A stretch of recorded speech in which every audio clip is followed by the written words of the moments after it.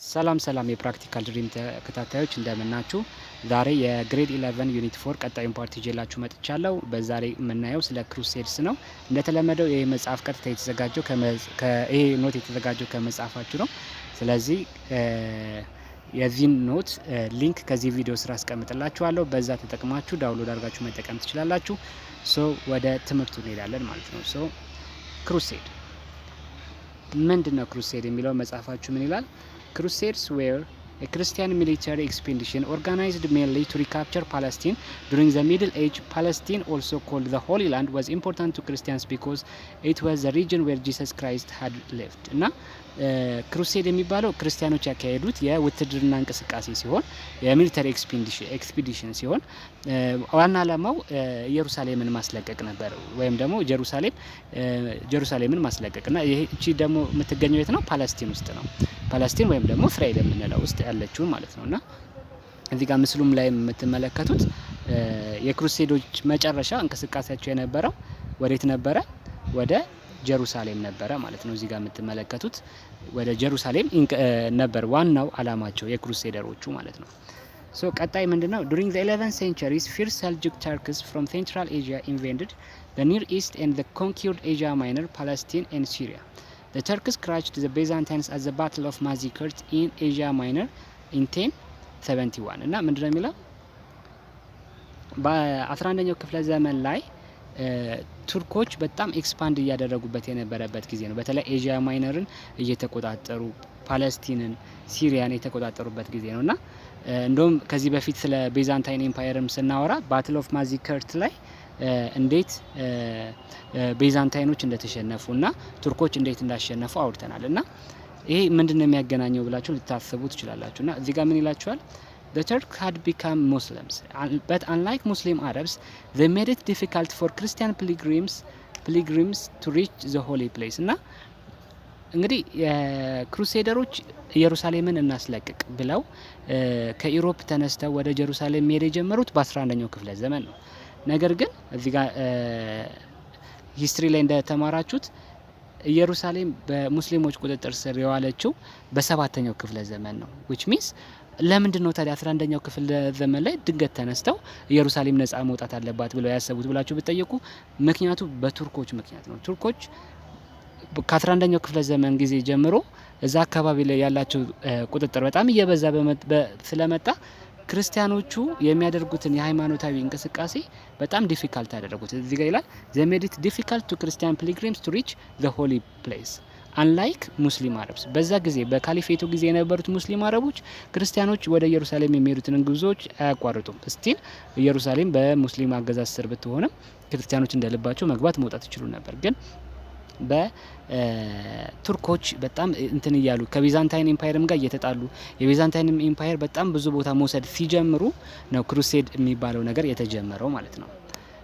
ቀጣይ ስለ ቸርች ነው የሚያወራው። ምን ያወራል? The church was a unifying force in the Middle Age. Most Europeans believed that only the church could give eternal salvation. Church influence was so strong that the European was referred to as a Christendom. Government services were provided by the church and the laws crossed political borders. እና በዛ ጊዜ ዩሮፕ ውስጥ በጣም ትልቅ ፓወር የነበራት ቸርች ነች ወይም ደግሞ ቤተክርስቲያን ነች። ለዚህም ምክንያት የሆነበት ምክንያት ደግሞ ምንድነው? አክሮስ እንግዲህ እንደምታውቁት በዩሮፕ ጊዜ የነበሩት ስቴቶች እያንዳንዳቸው የራሳቸው ሚሊታሪ ፓወር አላቸው፣ የራሳቸው ንጉስ አላቸው። ግን ስቲል የቤተ ክርስቲያን ትእዛዝ ክሮስ ቦርደር ነበር። ከአንድ የዩሮፕ ግዛት ወደ ሌላው ዩሮፕ ግዛት ራሱ ተፈጻሚነት የነበረው ነበር ማለት ነውና ስለዛ ነው የሚያወራችሁ ምን ያህል ቸርች በዛ ምክንያት የዩሮፕ ስቴቶች እንዳለ እንደ ክርስቲያን ግዛት ተደርገው ይቆጠሩ ነበር ነው የሚለው ማለት ነው። ቀጣይ during the 11th century the church became stronger and more independent. In 1059 the college of cardinals were created. Its job was to elect a successor to the pope who would be the choice of the church, not of a king of a mob. እና ምንድነው የሚለው 11ኛው ክፍለ ዘመን ላይ ወይም በ1059 ኮሌጅ ኦፍ ካርዲናል ውላ ቤተክርስቲያን አቋቋመች። እና ኮሌጅ ኦፍ ካርዲናል ማለት ምን ማለት ነው ብላችሁ ከጠየቃችሁ ኮሌጅ ኦፍ ካርዲናል የሚባሉት ለምሳሌ በሮማን ካቶሊክ ቸርች ከሄዳችሁ ፖፑን የሚመርጡት ወይም ደግሞ ዋናውን ፖፕ የሚመርጠው ኮሌጅ ኦፍ ካርዲናል ውስጥ ያሉት ጳጳሶች ናቸውና እነዚህ ጳጳሳቶች ስራቸው ምንድነው? አንድ ፖፕ ቢያርፍ ቀጣዩን ፖፕ መምረጥ እንዲሁም ደግሞ ለተመረጠው ፖፕ ወይም ደግሞ የሃይማኖት መሪ አማካሪ መሆን ነውና የራሱ ቤተክርስቲያን ኮሌጅ ኦፍ ካርዲናል ሁላ የጀመረችው በዚህ ጊዜ ነው ማለት ነው። እንደገና in 1059 ፖፕ ኢኖሰንት III claimed that his authority was above any other ruler and that the word of the church was final እና ፖፕ ኢኖሰንት III ደግሞ ይበልጥ ምን አለ? የቤተክርስቲያን አውቶሪቲ ከምንም በላይ የበላይ እንደሆነና የሱ ቃል የሱ ውሳኔ ከሁሉም ንጉሶች በላይ እንደሆነ አሳወቀ ማለት ነውና ይሄ ምን ያህል ፓወር እንደነበራት ቤተክርስቲያን የሚያሳይ ነው። እንደገና ምን ይላል? By the time the crusade started, the church had fully interfered in state affairs and began manifesting religious intolerance, which is contrary to democratic principles and sustained for many years. እና ምንድነው ክሩሴደሮች በጀመሩበት ጊዜ ኦልሞስት ቤተክርስቲያን የስቴትንም ሮል ትጫወት ነበር። እንደ አድሚኒስትሬሽን ሰው የሚጠቀመው ቤተክርስቲያንን ነበርና ኢቭን ሪሊጂየስ ኢንቶለራንስ ነበረ። ሌሎች ሃይማኖቶች ይገፉ ሁላ ነበረ በዛ ጊዜ ያው ቤተክርስቲያን ከነበራት ትልቅ ስልጣን አንጻር ማለት ነውና ቀጣይ ምን ይላል? በ1095 The Byzantine Emperor Alexius Comnenus asked Urban II, Pope of the Roman Catholic Church, for assistance in fighting the Turks. Urban agreed to in 1095 in the Council of Clermont, France. Urban called for a crusade. እና ምንድነው የሚለው? እንዳወራ ነው ቱርኮች በጣም እየተስፋፉ መጡ። ምን ላይ? እዚህ ሚድል ኢስት ላይ ቱርኮች በጣም እየተስፋፉ ሲመጡ እዚህ ጋር ኮንስታንቲኖፕል ነው ያለችው which means የቤዛንታይን ኤምፓየር ሴንተር ማለት ነውና ቱርኮች እዚህ አካባቢ በቃ ተቆጣጥረውታል አካባቢው። ብዙ ቦታዎችን እየተቆጣጠሩ ሲመጡ በዛ ጊዜ ኮንስታንቲኖፕልን ይዞ ቤዛንታይንን ያስተዳድር የነበረው መሪ ማን ነበር? አሌክሲስ ኮሚነስ የሚባለው ነው ማለት ነውና አሌክሲስ ኮሚነስ እዚህ ጋር የምታዩት ነውና እሱ ምን አለ? በቃ ቱርኮች በጣም እያስቸገሩት ስለሆነ ሮማን ኤምፓየር ላይ ያለውን ፖፕ ወይም ደግሞ ያለውን የሃይማኖት ቀደም እንዳልኳችሁ ሮማን ላይ ኢሮፕ ላይ ትልቅ ፓወር የነበራት ቤተክርስቲያን ነች። የቤተክርስቲያኗ ዋና ደግሞ እርባን II የሚባለው ግለሰብ ነበር። ስለዚህ እሱን እርዳኝ እባክህ ቱርኮች እያስቸገሩኝ ነው፣ ስለዚህ እገዛህን እፈልጋለሁ አለው ማለት ነው።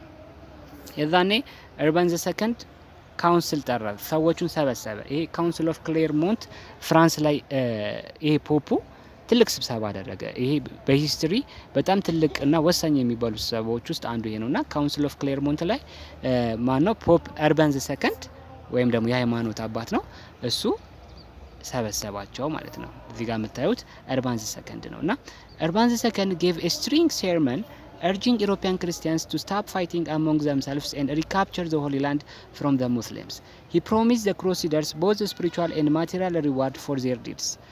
ምንድን ያለው? ሰብስቧቸው እርስ በርሳችን መጣላት አቁመን ቤዛንታይን ኤምፓየሮችን አግዘን በተቻለን መጠን ኢየሩሳሌምን ከሙስሊሞች ማስለቀቅ አለብን። ይህንን ያደረገ ሰው አላቸው ስፒሪቹዋሊም ማቴሪያሊም ሪዋርድ ታገኛላችሁ። ኤግዛክትሊ ያላቸው ምንድነው? እስከዛሬ የሰራችሁት ኃጢአት ይሰረይላችኋል፣ ይሄ ጦርነት ያነጻችኋል ብሎ አላቸው ማለት ነው። ልክ ይሄን ሲል the crowd enthusiastically respond with a shout of God's will. An intense desire to fight for the Christian gripped Western Europe and 1,000 people joined the cause. እና ምንድነው የሚለው? ልክ እንደዛ ሲላቸው ህዝቡ በጣም በስሜት ተነቃቅቶ God wills it ማለትም አምላክ ፈቅዷል እያሉ መጮህ ጀመሩ ህዝቦቹ ማለት ነውና ከዛ በኋላ በቃ ኢሮፕ ላይ ዌስተርን ኢሮፕ ላይ ትልቅ ለክርስትና መዋጋት የሚል ሀሳብ ሰረጸባቸው ማለት ነው። እዚህ ጋር በካውንስል ኦፍ ክሌርሞንት ላይ ስብሰባውን ሲያካሂዱ ያለው ምስል ነው የሚያሳያችሁና ከዛ በኋላ ምንድነው የሚለው? The Crusaders who came for Western Europe organized 8 major expeditions between 1096 and 1270 እና ከ1096 እስከ 1270 ባለው ጊዜ ወደ 8 የሚሆኑ ኤክስፒዲሽኖች ወይም ወደ 8 የሚሆኑ ክሩሴደሮች ነበሩ ማለት ነው። ከዛ ምን ይላል? King nobles, thousands of knights, peasants and townspeople took part in the crusade. ክሩሴድ ላይ ያልተሳተፈ የለም፣ ብዙዎቹ ተሳትፎ ነበር። ግን ምን ይላል እዚህ ጋር they had two stated goals. የክሩሴዲንግ ሁለት አላማ ብቻ ነበር የነበራቸው። አንደኛ to gain permanent control of the Holy Land, ሆሊ ላንድን ፐርማነንትሊ መቆጣጠር ወይም ደግሞ ጀሩሳሌምን ፓለስቲን ውስጥ የምትገኘውን ኢየሩሳሌምን ለአንዴና ለመጨረሻ ጊዜ በክርስቲያን ቁጥጥር ስር ማድረግ። ሁለተኛው to protect the Byzantine Empire በዛውም ደግሞ ቤዛንታይን ኢምፓየሮችን ማገዝ ምክንያቱም ቤዛንታይን ኢምፓየሮች ክርስቲያኖች ናቸው ስለዚህ እነሱንም ማገዝ ቱርኮችን እንዳያስቸግሯቸው ማድረግ ይሄን ሁለት አላማ ይዞ ነበረ ክሩሴዲንግ የተጀመረው ማለት ነው ግን not all crusaders however joined the expeditions for religious reasons ምን ይላል ሁሉም ግን ለጥሩ ነገር አልነበረም ጆይን ያደረጉ ክሩሴዲንግ ሲሄዱ አንዳንዶች ለራሳቸው ጥቅም ነበር ለምሳሌ the French knights wanted more land Italian merchants intended to involve and then if possible to control the trade of Middle Eastern port many priests and monks wanted a valuable religious relics large number of poor people joined the expedition simply to escape the hardship of their life እና ክሩሴዲንግ ሲጀመር ሁሉም ሰው ለጥሩ ነገር አለ ብዙ ሰው ያው እንደነገርናችሁ ኢየሩሳሌምን ለማስለቀቅና እንደገና ደግሞ ቤዛንታይኖችን ለማገዝ ነው ግን አንዳንድ ለምሳሌ የፍሬንች ናይቶች የፍሬንች የጦር መኳንንቶች ለምንድነው ሞር መሬት ለማግኘት ሲሉ ነው የጣሊያን ነጋዴዎች ደግሞ ንግዳቸውን ለማጣጣፍ ሲሉ ነው አንዳንድ ደግሞ የሃይማኖት አባቶች በዛው ሪሊጂየስ ሪሊክስ ወይም ደግሞ የሃይማኖት ቁሶችን ለመውሰድ አስበው ነው እንዲሁም ደግሞ ደሃውም ህዝብ ደግሞ ኖርማሊ ካለበት የድህነት ህይወት ወጥቶ አዲስ ነገር መቀላቀል ስለፈለገ ነው ክሩሴዲንግን የተቀላቀለው ነው የሚል እና the crusades were originally called armed pilgrimage ማለት የሃይማኖት ጉዞ ማለት ነው ግን ክሩሴዲንግን ለየት የሚያደርገው አርምድ ነው ጦር ይዘው የሚያስቆማቸውን እየተዋጉ ለመሄድ ነው የተጀመረው ማለት ነው the word crusade come from the Latin word crus meaning cross crusade የሚለው ክሩስ ከሚል የላቲን ቃል የመጣ ነው ትርጉሙ መስቀል ማለት ነው member of the many expeditions sewed the symbol of the cross of the Christ on their clothes to take as the cross meaning to become the crusader እና እዚህ ጋር እንደሚነግራችሁ የክሩሴድን የተቀላቀሉ ሰዎች ልብሳቸው ላይ የመስቀል ምልክትን ልክ እንደዚህ አድርገው ይሄዱ ነበር ማለት ነውና ይሄ ክሩሴደሮች የነበራቸው ያለባበስን የሚያሳይ ምስል ነው ማለት ነው ቀጣይ የመጀመሪያው ክሩሴድ ተጀመረ ማለት ነው ሶ the first crusade የተጀመረው ከ1096 እስከ 1099 ነው ማለት ነው እና ምንድነው የሚለውን እስቲ እናየው Following Pope Urban II call for crusade an enthusiastic preacher known as Peter the Hermit and a knight called Walter the Penniless led a group that rushed ahead of the official expedition. One group of the crusade army was the untrained, undisciplined and the less equipped peasant force. እና ምንድነው የሆነው ፈርስት ክሩሴድ ሲጀመር ቅድም እንዳወራ ነው አርባን ዘ2 በጣም ስሜት በሚቀሰቀስ መልኩ ኢየሩሳሌምን ማስለቀቅ አለብን ቤዛንታይኖችንም መርዳት አለብን ይሄን ካደረግን ፍሬት ታገኛላችሁ ብሎ ህዝቡን አነቃቅቶት ነበር ግን አርባን ዘ2 ምንድነው ያደረገው እንደነገርኳችሁ the first ክሩሴዶች ጉዞ ሲያደርጉ በጣም ረጅም ጉዞ ነው አስቡት ከዩሮፕ ተነስተው ወደ ኢየሩሳሌም ነው ይሄዱ ያሉት ማለት ነው ወደ ኢየሩሳሌም ይሄንን ሁላ መንገድ ነው በእግራቸው የሚሄዱት ማለት ነውና በጣም ረጅም ጉዞ ስለሆነ አርባን ዘ2 ኦሬዲ ስኬጁል አውጥቶለታል ከዚህ ቀን ተነስታችሁ ነው የምትሄዱት ብሎ ተናግሯል ይሄን ያደረገበት ምክንያት ምንድነው ፕሮግራም ያወጣበት ምክንያት ምንድነው ብላችሁ ብትጠይቁ አሁን ለምሳሌ ከፍራንስ ተነስቶ ወይም ደግሞ ከሆሊ ሮማን ኤምፓየር ተነስቶ በሃንጋሪ በኩል አድርጎ ወደ ሚድል ኢስት የሚሄድ ክሩሴድ ረጅም መንገድ ስለሚሄድ ሃንጋሪ ላይ ለምሳሌ ከመጀመሪያው ከተነሱበት ሃንጋሪ ሲደርሱ ምግብ ላይ ያልቃቸው ይችላል አይደል ስለዚህ ሃንጋሪ ላይ ያኔ የሃርቨስቲንግ ጊዜ ካልሆነ ወይም ደግሞ ሃንጋሪ ላይ የምርት ጊዜ ካልሆነ ምግብ ከሌላቸው ከሃንጋሪ ህዝቦች ጋር ሊጣሉ ነው ማለት ነው ስለዚህ ፕሮግራም ዳርጎታል አርባን ዘ2 ፕሮግራም ያደረገው ምንድነው በሚሄዱበት ቦታ ሁሉ ምግብ ሲያልቅባቸው ምግብ የሚያገኙበት ጊዜ እንዲሆን ማለት ነውና ይሄን ያነሳውበት ምክንያት ምንድነው እዚህ ጋር the first crusade ልክ ሲጀመር ፒተር ዘ ሄርሚት የሚባለው ሰውዬና ዋልተር ፔነስ በስሜት እዚህ ጋር ኢንቱዌስቲክ ፕሪቸር የሚለው ለዘን በስሜት ሰውን ቀስቅሰውት ያለ ጊዜው የሄዱ ሰው አለ ያለ ጊዜ የሄዱት ትክክለኞቹ ሚሊታሪዎች ሳይሆኑ እንደዚህ ተራ ገበሬዎችን ሰብስበው ፒተር ዘ ሄርሚት ምንም ሳይሰለጥኑ እዚህ ጋር እንደምታዩት ዲሲፕሊን ሳይኖራቸው ምንም ትሬን ሳይሆኑ ፔዛንት ፎርሶችን ነው ሰብስበው ሄደው ወደ 60,000 የሚደርሱ ፔዛንት ፎርሶችን ሰብስበው ፒተር ዘ ሄርሚት ሄደ ማለት ነውና እንደነገርኳችሁ ምንም ዝግጅት ስላላደረጉ መንገድ ላይ ምግባቸው ያልቅ ጀመር በዛ ምክንያት በየሄዱበት የነበሩትን ክርስቲያን ቦታዎችን ሁሉ ያቃጥሉ ነበር ምግብ ለመስረቅ ሲሉ ማለት ነውና መጨረሻ ላይ ኮንስታንቲኖፕል ደረሱ እነዚህ ትሬንድ ያልሆኑት የፈርስት ክሩሴድ አባላቶች ማለት ነውና ለኮንስታንቲኖፕል ሲደርሱ ያው ቀደም ነገርኳቸው አሌክሲስ ኮሚነስ አያቸው ማለት ነው። ሲያይ እሱ የሚጠብቀው ትሬንድ የሆኑ ክሩሴደሮችን ነው። የመጡለት ግን ገበሬዎች ምንም ያልታጠቁ ሰዎች ናቸው እና በጣም ተናዶ አላስገባም ብሏቸው ሁላ ነበር። ከዛ ከትንሽ መጻጻፍ በኋላ አስገባቸው። ኮንስታንቲኖፕልም እነሱን መመገብ የሚሆን ቦታ ወይም ደግሞ ምግብ ስላልነበረ 4 ቀን ብቻ አቆይቶ ቀጥታ ላካቸው። ወዴት ላካቸው? ከቱርክ ጋር እንዲዋኩ ላካቸው ማለት ነው። እና እንግዲህ እነዚህ ምንም ያልሰለጠኑ ሰዎች ኮንስታንቲኖፕልን አልፈው ያደረሱ ማለት ነው።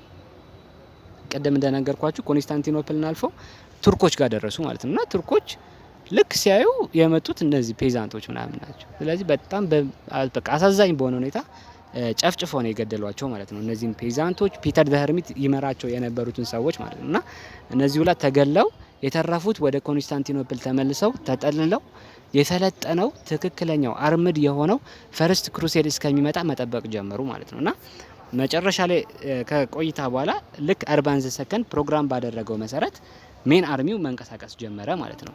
ሜን አርሚ ምን ይላል? ዘ ሜን አርሚ ሴንት ባይ ፖፕ አርባን ዘ ሰከንድ ኮንሲስት ኦፍ ቺፍሊ ዌል ትሬንድ ፍሬንች ኤንድ ኖርማን ናይትስ፣ በጣም የሰለጠኑ ወታደሮች ነበሩ ማለት ነው።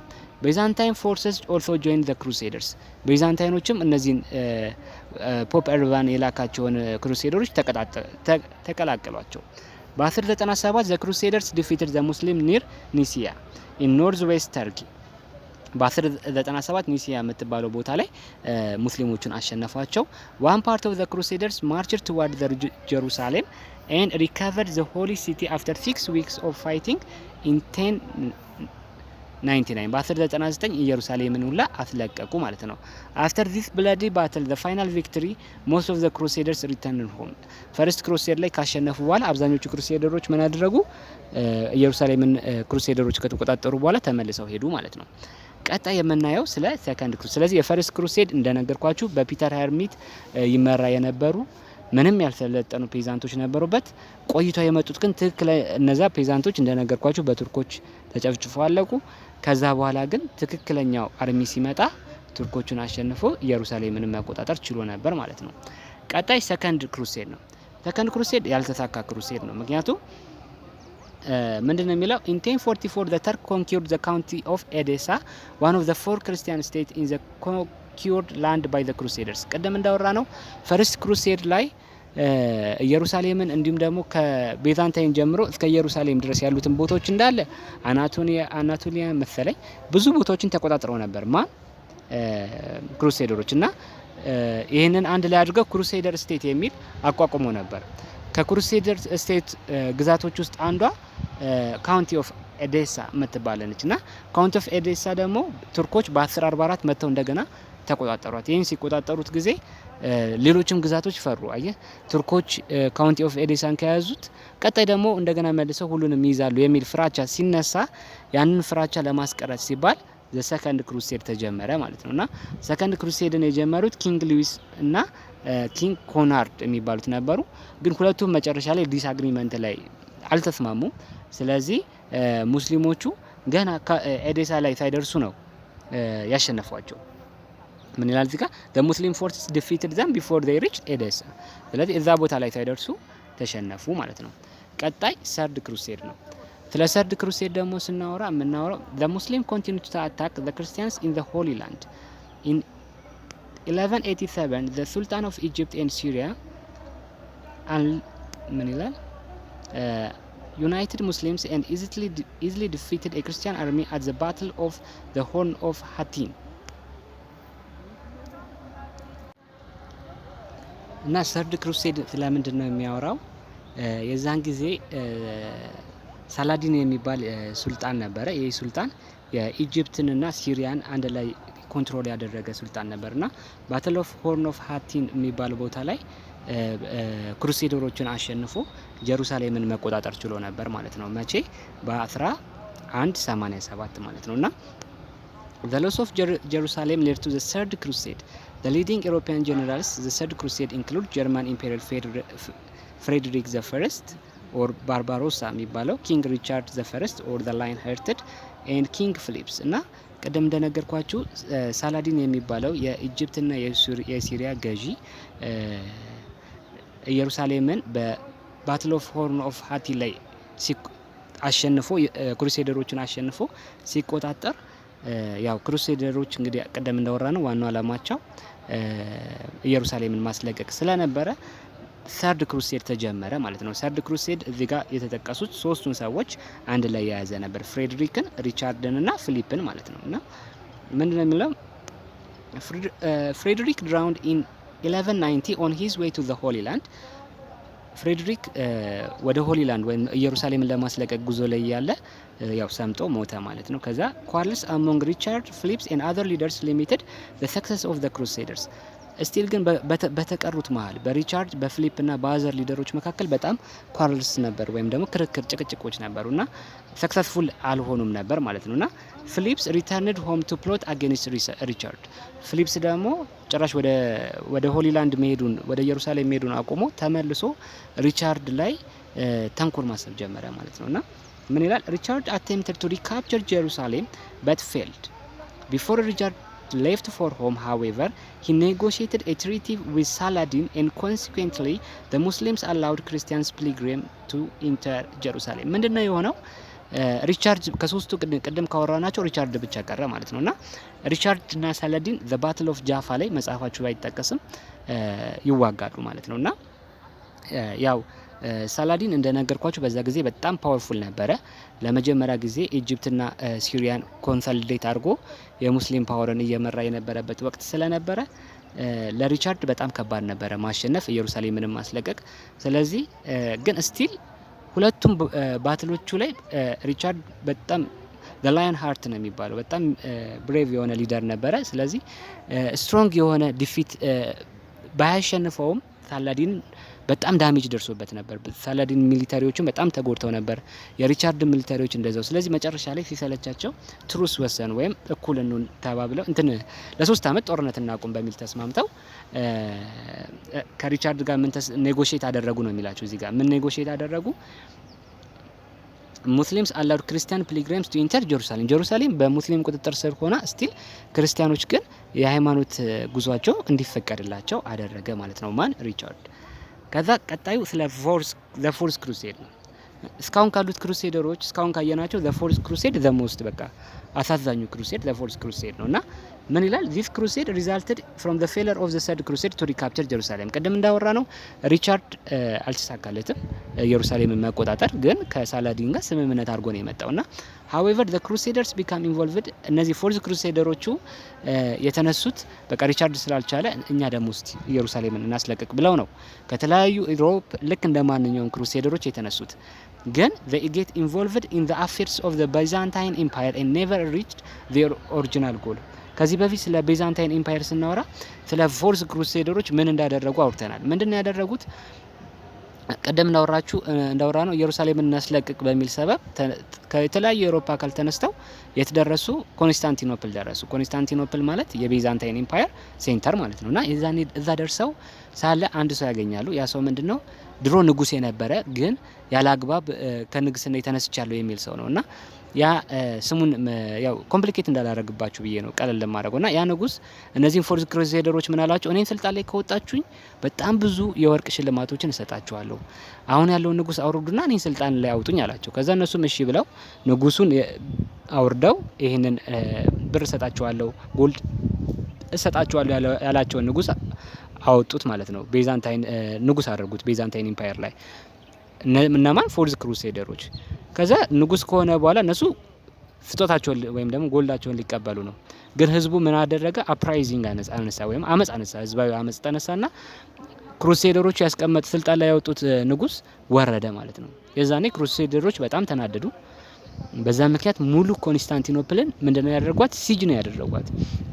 ማለትም ከተማዋን እያቃጠሉ እየዘረፉ ሰው እየገደሉ እንትን ብለዋልና እንግዲህ አስቡት አላማቸው ጀሩሳሌም ማስለቀቅ ሆኖ ሳለ ስራቸው ግን የሆነው የክርስቲያን ግዛት የሆነችውን ኮንስታንቲኖፕል ማቃጠል ሆነ ማለት ነው መጨረሻ ላይና እዚህ ጋር ኢንቮልቭድ ኢን አፌር ኦፍ ዘ ቤዛንታይን ኤምፓየር የሚለው ለዛ ነው። በደንብ አልገለጸውም፣ ግን ፎርስ ክሩሴደሮች አላማቸውም ላይ ሳይደርሱ በዚህ መንገድ ነው ያለቁት ማለት ነው። ቀጣይ የሚያወራው ስለ ቺልድረን ክሩሴድ ነው የሚያወራው። ይሄ ጠቅላላ ለማድረግ ያህል ለቺልድረን ክሩሴድ የሚለው ከ10 እስከ 18 ዓመታቸው የሆኑ ሰዎች ህፃናቶች እስካሁን ያየናቸው ክሩሴደሮች ካልተሳካላቸው እኛ ያው ህፃንም ስለሆነን ምንም ኃጢአት ስለሌለብን በሚል ህሳቤ ሆሊላንድን ማስለቀቅ እንችላለን ብለው ተጉዘው ያደረጉት ክሩሴድ ነው። ህፃናቶች ከ10 እስከ 18 በጣም ህፃናቶች ማለት ነውና ምን ይላል? Unfortunately no one cared to interfere and advise children against the reckless project before they undertook it. ማንም ግን ተው አይሆንም አላላቸውም ነው የሚለውና Consequently none of the children reached to the Holy Land. እነዚህ ህፃናቶች ከተነሱበት ቦታ ሆሊላንድ ወይም ደግሞ ኢየሩሳሌም አልደረሱም። Many starved or froze to death during the long march south to the Mediterranean. ወደ ኢየሩሳሌም በሚሄዱበት መንገድ ላይ አብዛኞቹ በረሃብ እና በጥማት ሞቱ ማለት ነው። የተቀሩት ደግሞ እዛ ሜዲትራሊያን ሲ ላይ የደረሱት ያሰቡት ምንድነው እንደ ሙሴ ለሁለት ተከፍሎ ያሳልፈናል ብለው ነበር ያሰቡት። ግን ያ ሳይሆን ቀረ። ትክክለኛ ታሪኩ ያ ሳይሆን ሲቀር ምንድነው የሆነው? ግማሾቹ ተስፋ ቆርጠው ተመለሱ። ግማሾቹ ደግሞ መርከብ አግኝተው ሲጓዙ ያው ለሙስሊሞች በሙስሊሞች ተይዘው እንደ ስሌቭ ሆነው ተሸጡ ነው የሚለውና others got abroad ships going to east and either were drowned in the storm at the sea or sold into slavery by the Muslims. እንግዲህ መርከብ እንግዲህ እንደነገርኳችሁ ወደ ኢየሩሳሌም እየሄዱ ያሉ ብዙዎቹ ህፃናቶች አለቁ። ተርፈው እንኳን ሜዲትራሊያን ሲ ላይ የደረሱት ሰው ግማሾቹ ባህር ላይ ሰምጠው ሞቱ። የተረፉት ደግሞ ስሌቭ ሆነው ተሸጡና በዛ መንገድ ነው the children crusade ያለቀው ነው የሚለው።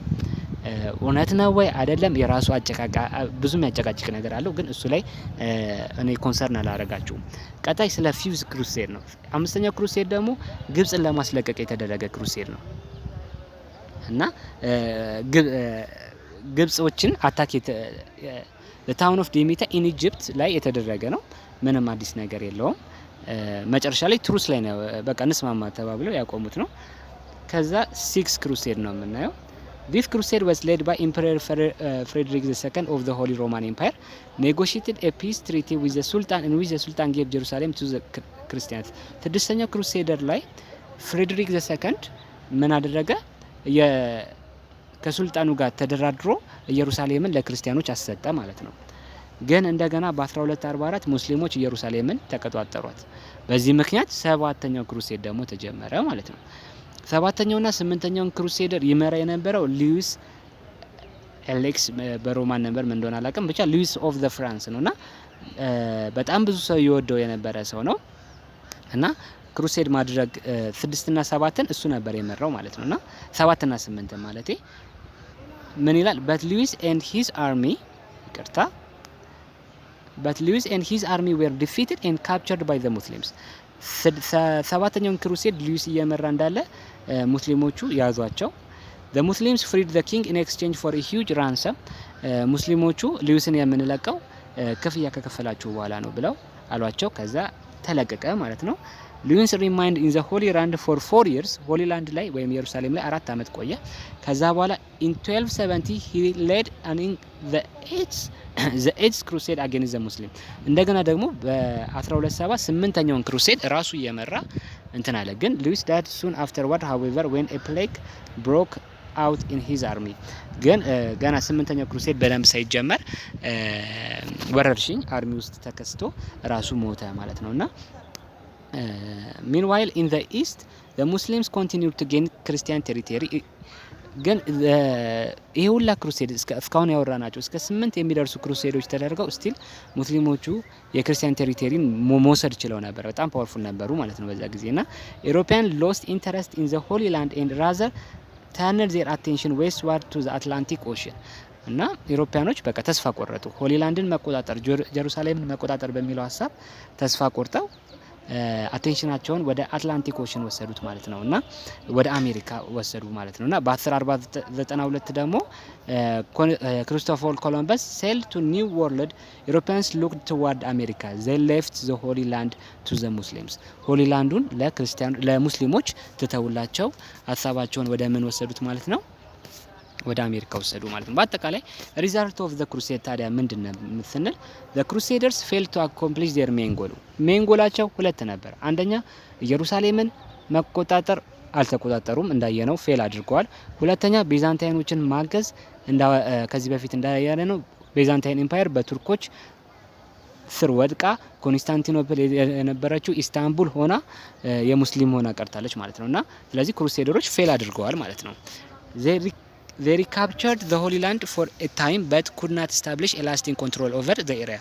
ለተወሰነ ጊዜ ሪካፕቸር በፈርስት ክሩሴድ እንዲሁም በሲክስ ክሩሴድ ኢየሩሳሌምን የተወሰነ ጊዜ ኮንትሮል ማድረግ ችለው ነበር ግን አልቆየላቸውም። In spite of this, the Crusaders stimulated economic growth by bringing increased trade between cities that bordered the Mediterranean Sea. እና ስቲል ግን በሜዲትራሊያን ሲ በነበሩ ሲቲዎች መካከል ንግድ እንዲፋፋም ትልቅ አስተዋጽኦ አድርገዋል ይላል። ሌላ ምን ይላል? Western Europeans also learned how to build better ships, make more accurate maps from their experience in the crusade. በክሩሴድ ጊዜ በነበራቸው ጉዞና ኤክስፒሪየንስ እንዴት አድርገው ሺፕ መስራት እንዳለባቸው፣ መርከብ መስራት እንዳለባቸው፣ ማፕን መስራት እንዳለባቸው ኢሮፓያኖች ለመጀመሪያ ጊዜ ያወቁት ይሄንን የዛኔ ነው። ይሄ ደግሞ ለምን ጠቀማቸው? ከዛ በኋላ አንድና አገኘን የሚሉት ኤክስፒዲሽን ጉዞ የተጀመረው በዚህ ካገኙት ስኪል ተነስተው ነው ማለት ነው። እና መጨረሻ ላይ ምን ይላል? This is an historical turning point where the process of separation of church and state began. This development gradually culminated in a full separation of church and the state in modern democratic government. እና ምንድነው የሚለው መጨረሻ ላይ የክሩሴድ ፌል ካደረጉ በኋላ ክርስትና ቤተክርስቲያንና መንግስት ተለያዩ። ለመለያየታቸውም ክሩሴዲንግ የራሱ አስተዋጽኦ አድርጓል። መጨረሻ ላይ ፌል ማድረጉ የራሱ አስተዋጽኦ አድርጓል ማለት ነው። ስለዚህ ይሄንን ሃንዳውት እንደተለመደው ከቪዲዮ ስር ሊንኩን አስቀምጥላችኋለሁ። በሊንኩ ተጠቅማችሁ ዳውንሎድ ማድረግ ትችላላችሁ። if you have any question ኮሜንት ላይ አሳውቁኝ። አመሰግናለሁ። ባይ ባይ።